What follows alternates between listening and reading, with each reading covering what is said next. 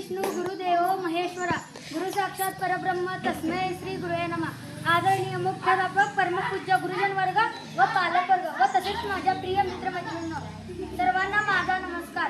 आज आषाढ शुद्ध पौर्णिमा हा दिवस आपण गुरुपौर्णिमा म्हणून मोठ्या आनंदाने साजरा करीत आहोत। गुरुपौर्णिमा निमित्त सर्वांचे खूप खूप शुभेच्छा।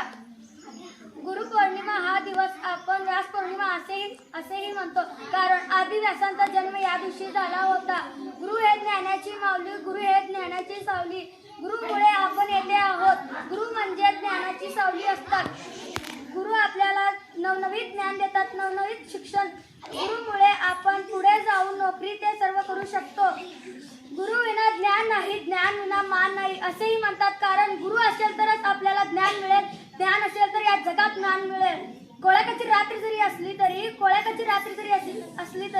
सात कंदिलाचा मेळावा, देवाघरातील वाद सदैव देवत राहावा। माझ्या साऱ्या गुरूंना दीर्घायुष्मानाची शिदोरी लाभावी।